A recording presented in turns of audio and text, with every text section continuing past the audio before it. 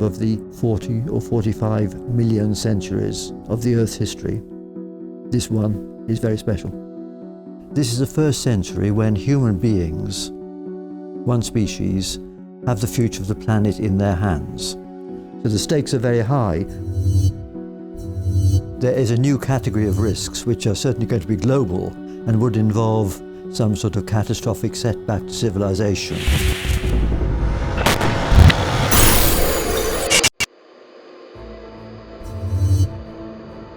Existential risk is a risk or a threat that might wipe out humanity at some point in the future.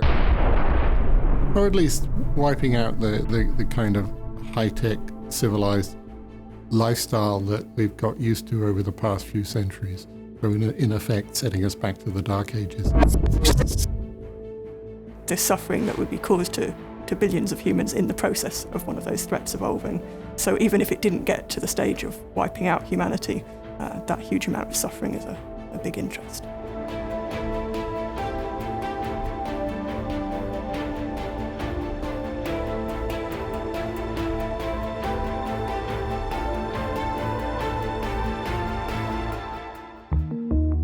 Now, new technologies, bio, cyber and AI are empowering us, and they have huge potential for good, but also by error or by terror, they could cause serious catastrophes.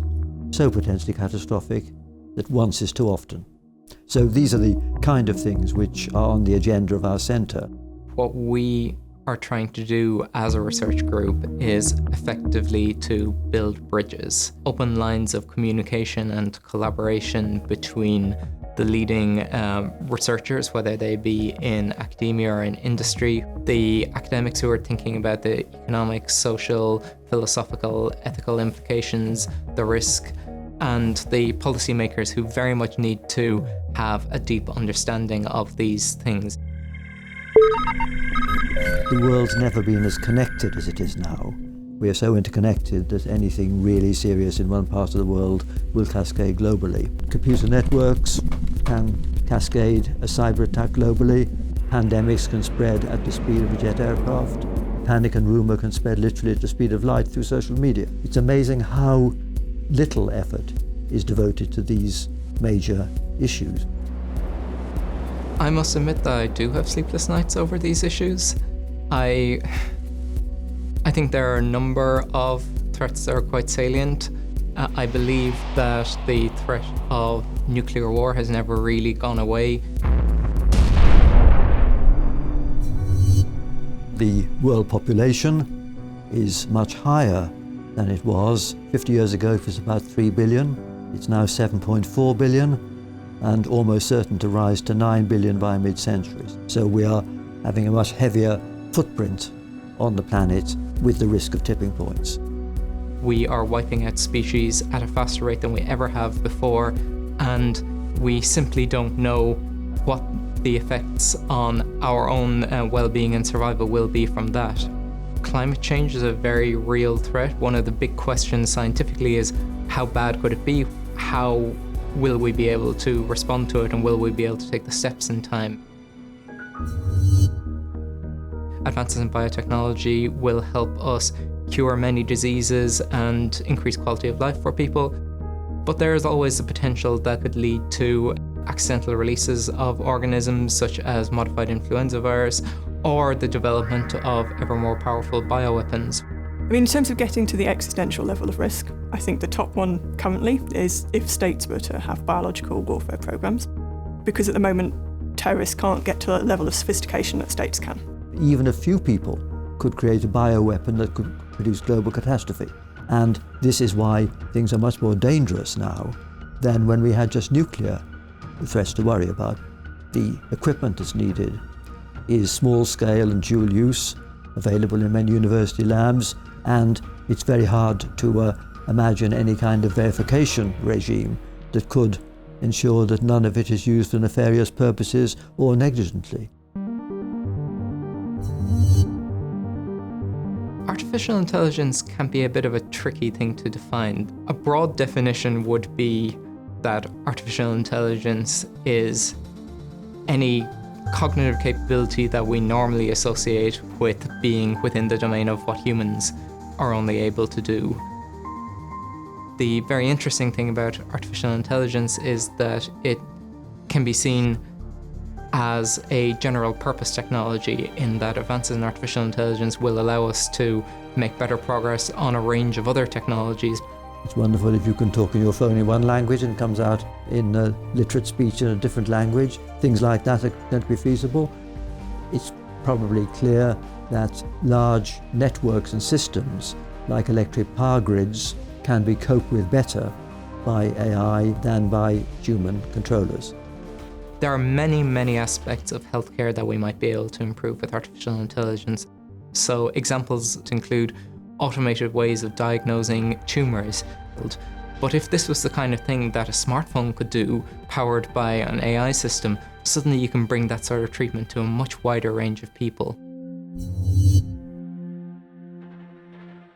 Right now, most of the artificial intelligence that we see in the world comes under the narrow definition, in that these systems are designed to solve a particular problem within a particularly set environment, but aren't necessarily able to do anything else. So Deep Blue is able to play chess better than a grandmaster. It's not able to play a simpler game like checkers. It's certainly not able to make a cup of tea or to tie its shoelaces. There's a different idea, which is that of artificial general intelligence, and this refers to the idea of an intelligence that is much broader in its scope and capability. And right now, that's the domain of humans and animals. To give an example, what if you had a Mars rover that, rather than just going through a set of steps, you could just send it out and say, look for something interesting, design a few scientific hypotheses, carry out those experiments, and figure out what we should know about Mars. If you were able to develop a system like that, it would be tremendously powerful and important. And right now, research in this direction is still at an early stage. We're going to be sharing the planet with a lot of stuff which is not biological, and which on many dimensions is as smart as we are. But it comes with a note of caution. A lot of people within the research community are worried about potential application of artificial intelligence to various aspects of warfare, both in the design of autonomous weapons that would be able to take independent kill decisions, but also in the more kind of systemic issues of AI systems managing lots of information around a wartime situation. If we're bringing these systems into the world in various safety critical settings like self-driving cars, medical diagnostics and so on, we need to know how they're coming to the answers that they are. It's not just enough to say, well, it's better than a human 90% of the time. There is the possibility, and this is what some people worry about, that a very intelligent machine which has access to the Internet of Things will be able to do things which are unpredictable. It may find ways to sort of work around your off switch. How do you turn a broad, amorphous concept like human morality into something that can be instilled crisply into a new system? Can you come up with a moral code that is sufficiently satisfactory for all of humanity? Right now, this is a deep question of debate within both the philosophical and technological community. Then, of course, there's a much deeper question, which is a philosophical one, of the extent to which these machines will develop consciousness. I mean, some people think consciousness is something which is peculiar to the sort of wet hardware in human skulls. Others think it's something which emerges when you get up to a certain level of complexity. I think it probably will require a change of the definition of what it means to be human, although one might argue that the definition of what it is to be human has been changing over the course of our history. Right now, we're developing biotechnologies that allow us to correct errors in our genome and remove horrible diseases that previous generations have taken for granted. I would regard that as a change of what it is to be human. Once we bring artificial intelligence in, that will perhaps change what it is to be human even more radically. At least in the case of AI, when you start to talk about extinction, there's a number of possibilities you need to consider. I mean, at the sort of bleakest end, our species might come to an end with no successor. But then there are a range of less bleak possibilities, which is that the purely biological species eventually comes to the end, in that there are no humans around who don't have access to this enabling technology that makes them, in some sense, something which is transhuman. This is going to be a long-term threat.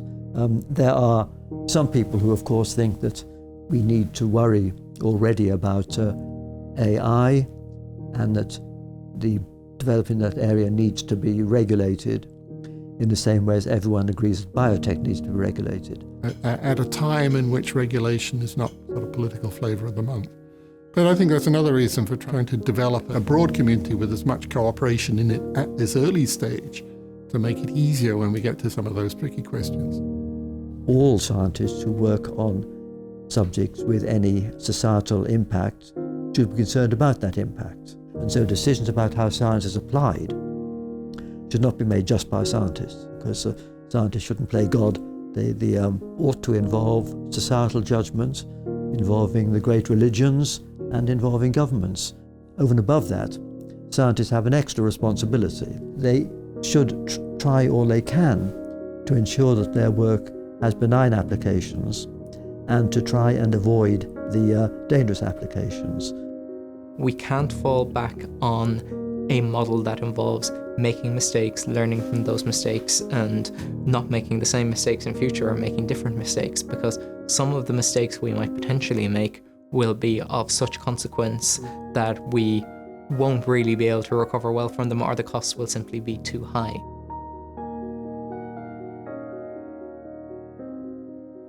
I'm very much an optimist, and one of the things that's been really positive to me is just seeing how much people care about thinking in a long-term way about the future, seeing how much enthusiasm there is from research leaders to work together with people from the different backgrounds to think about how to beneficially guide technologies. It won't happen by default, which is why I think it's important that there be centres like ours thinking about these things ahead of time.